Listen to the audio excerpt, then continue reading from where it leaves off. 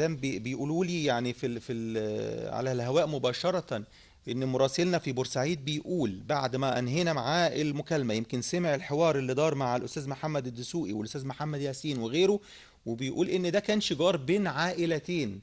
يعني المسألة مش مسألة تعدي على ممتلكات، ولا مسألة خروج عن الشرعية، ولا مسألة ناس بلطجية، ولا مسألة يعني خروج عن الأمن. لا، ده هو بيقول إن الصوت ده اللي وصل للمشيعين اللي أثناء تشييع الجنازة ده كان صوت شجار بين عائلتين، وأطلق نار، ويمكن هذا إطلاق النار ده سمعه المشيعين، كان في حي الظهور، والصوت ده وصل للمشيعين فاعتقدوا إن في يعني مسألة بصراحة، يعني أن يكون شاهد العيان يرى ويسمع ويقول وينقل بعينه. ده أمر مهم جدا يا جماعة، لأن أكبر النار من مستصغر الشرري. يعني مسألة أن أنا أنقل حاجة لمجرد أني سمعت، دي مسألة بصراحة مش مظبوطة تماما، ولا يجب أن احنا ننساق وراءها.